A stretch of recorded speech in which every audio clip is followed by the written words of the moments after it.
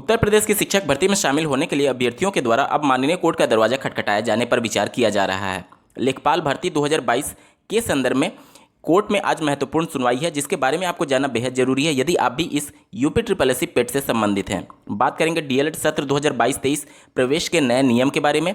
साथ ही साथ माननीय हाईकोर्ट के द्वारा शिक्षकों को एनओसी के संदर्भ में आदेश दिया गया है। इसके अलावा तदर्थ शिक्षकों का वेतन प्रदेश सरकार के द्वारा रोक दिया गया है। इसके अलावा शिक्षा जगत से जुड़े कुछ महत्वपूर्ण खबरों को भी डिटेल में देखेंगे, अंत तक बने रहिएगा। नमस्कार दोस्तों, मेरा नाम है नीरज और आप देख रहे हैं करियर बिट यूट्यूब चैनल। अगर आप इस चैनल पर पहली बार विजिट कर रहे हैं तो इसको सब्सक्राइब करते हुए बेल आइकन को प्रेस करना ना भूलें। कल के वीडियो में मैंने आप सभी को सूचित किया था कि उत्तर प्रदेश में एक बार फिर से टीजीटी पीजीटी की वैकेंसी आने वाली है, जिसमें डीएलएड और बीटीसी अभ्यर्थियों को पात्र नहीं माना जाता है। ये अभ्यर्थी इस परीक्षा में शामिल होने के लिए यानी इस शिक्षक भर्ती प्रक्रिया में शामिल होने के लिए माननीय मुख्यमंत्री जी को पत्र लिखे थे। उसी के संदर्भ में न्यूज आर्टिकल प्रकाशित हुई, आप स्क्रीन पर देख पा रहे होंगे।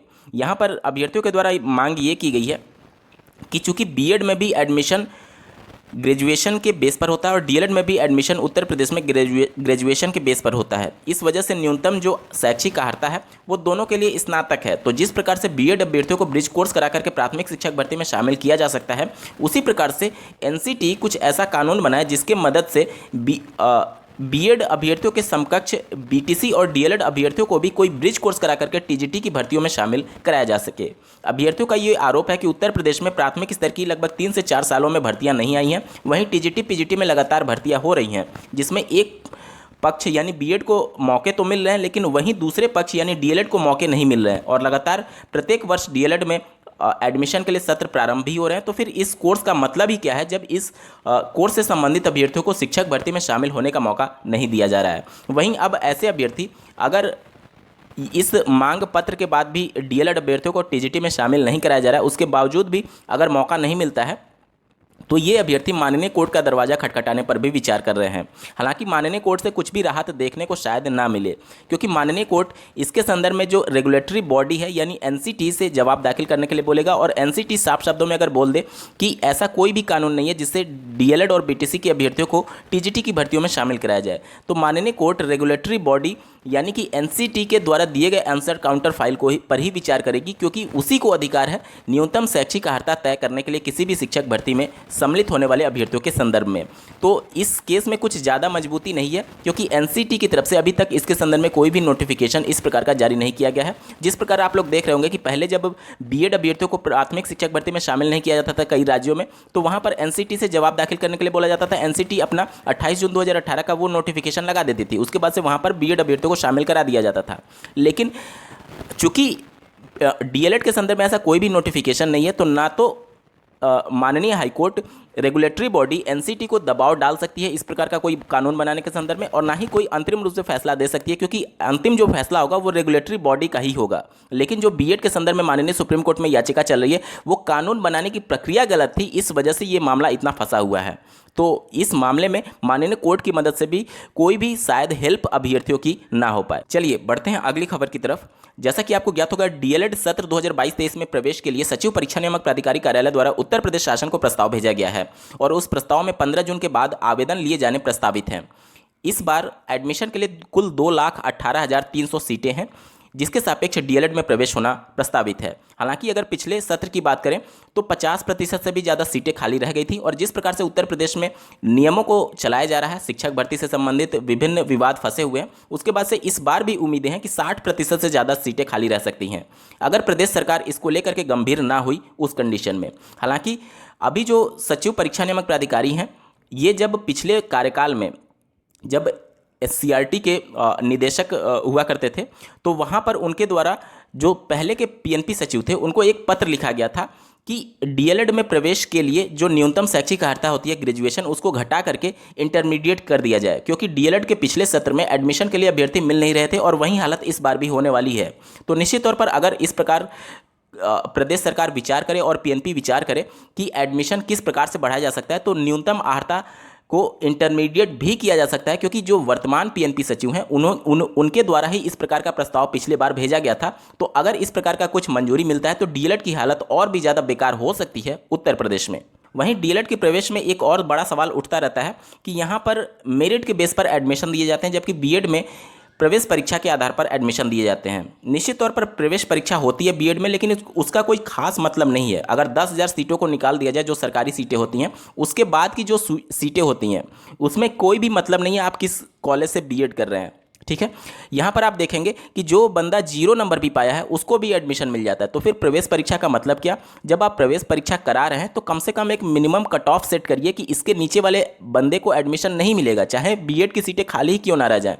विगत वर्षों में देखा गया है कि बीएड में जो 0 नंबर पाया रहता है अभ्यर्थी, उसको भी बुला बुला करके प्राइवेट कॉलेज एडमिशन देते हैं। तो फिर इस बीएड में प्रवेश परीक्षा का मतलब क्या है? आप मेरिट बेस पर लीजिए या फिर प्रवेश परीक्षा के बेस पर लीजिए।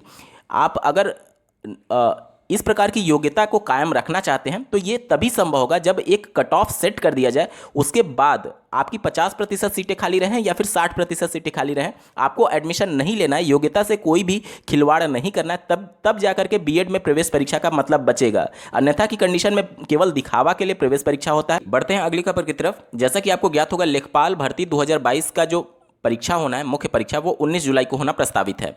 उसी के बीच माननीय कोर्ट में एक याचिका अभ्यर्थियों के द्वारा डाली गई जो लेखपाल मुख्य परीक्षा के लिए कट ऑफ जारी किया गया था यूपी SSSC पेट के संदर्भ में।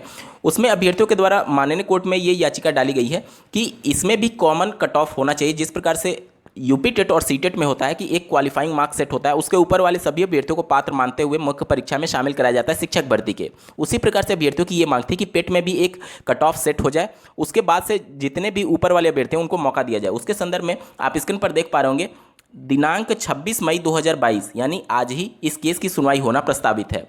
देखना होगा कि माननीय कोर्ट इसके संदर्भ में क्या कुछ फैसला देती है। निश्चित तौर पर यूपी SSSC आयोग से इसके संदर्भ में आंसर काउंटर फाइल मांगा जा सकता है, जिसमें आयोग ये कह सकती है कि पहले आयोग ने ये तय किया था कि 15 गुना अभ्यर्थियों को बुलाया जाएगा, लेकिन यूपी SSSC पेट के संदर्भ में जो कट ऑफ जारी की गई है लेखपाल के लिए, उसमें 30 गुना अभ्यर्थियों को बुलाया गया है। तो ये एक बहाना देकर के यूपी SSSC आयोग बच सकती है। अगर इस मामले में अंतरिम रूप से फैसला कुछ जल्दी नहीं आया तो निश्चित तौर पर 19 जुलाई की जो लेखपाल की मुख्य परीक्षा होने वाली है उस पर भी सवाल चिन्ह लग सकते हैं। दोस्तों, अगर आप लेखपाल भर्ती की तैयारी कर रहे हैं तो वर्ष 2015 में जो लेखपाल की भर्ती प्रक्रिया की लिखित परीक्षा का आयोजन किया गया था, उस दोनों पेपर के कंप्लीट सोल्यूशन को देखने के लिए आप इस वीडियो का डिस्क्रिप्शन जरूर चेक करिएगा। आपको काफ़ी मदद मिलेगी पुराने पेपर के पैटर्न को समझने के क्रम में। बात करेंगे उत्तर प्रदेश में 68,500 से संबंधित अभ्यर्थियों का जो चयन हो चुका था, वो अभ्यर्थी भी 69,000 सहायक अध्यापकों की भर्ती में आवेदन किए थे, जिसके बाद से जो अभ्यर्थी चयनित हुए 69,000 में, उनको प्रदेश सरकार ने नियुक्ति पत्र देने से मना कर दिया, क्योंकि उनका ये तर्क था कि एक ही पोस्ट के लिए एनओसी नहीं दी जा सकती है। जिस पर माननीय कोर्ट में ये मामला गया और माननीय कोर्ट ने सरकार को ये आदेश दिया है कि एनओसी आप निर्गत करें। जो अभ्यर्थी जहां पर चयनित होकर के अपना कार्यभार संभालना चाहता है वहां पर उसको पूरा अधिकार है इसके संदर्भ में, और राज्य सरकार एनओसी नहीं रोक सकती। आप स्क्रीन पर देख पा रहे होंगे, शिक्षक पद पर दोबारा आवेदन को दें एनओसी। इलाहाबाद हाईकोर्ट ने बेसिक शिक्षा परिषद के सचिव प्रताप सिंह बघेल को पहले से सहायक अध्यापक के पद पर कार्य कर रहे अभ्यर्थियों को दोबारा इस पद पर आवेदन करने के लिए चयनित सभी अध्यापकों को एनओसी देने का आदेश का पालन सुनिश्चित करने, अन्यथा 4 जुलाई को अवमानना आरोप तय करने के लिए उपस्थित रहने का निर्देश दिया है।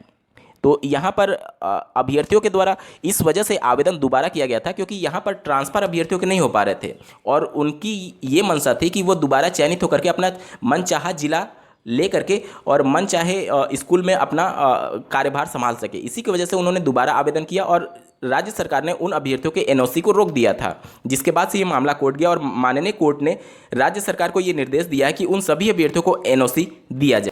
अगली खबर तदर्थ शिक्षकों से जुड़ी हुई है। आप स्क्रीन पर देख पा रहे होंगे, उम्मीद खत्म, तदर्थ शिक्षकों को अब न नौकरी और ना ही वेतन।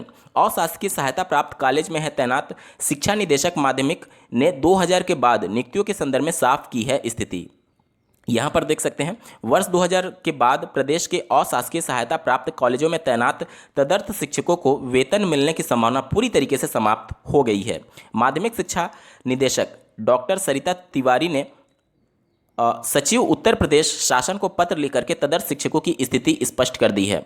उन्होंने कहा है कि इन शिक्षकों को सेवा में बनाए रखने या वेतन दिए जाने नियत संगत नहीं है। गौरतलब है कि कुछ ही दिन पहले जिला विद्यालय निरीक्षक ने सभी प्रबंधकों और प्रधानाचार्यों को पत्र लिख करके 2000 के बाद नियुक्त तदर्थ शिक्षकों का वेतन तत्काल रोकने का आदेश दिया था। यहाँ पर आप देख सकते हैं इसके संदर्भ में बहुत विवाद भी हुआ है और सरकार को भेजे पत्र में तदर्थ शिक्षकों के वेतन को दिया जाना नियत नहीं बताया गया, नियम संगत नहीं बताया गया। ठीक है, यहाँ पर देख सकते हैं शासन को पत्र लिख करके स्पष्ट बताया है कि तदर्थ शिक्षकों को नियमित नहीं किया जा सकता।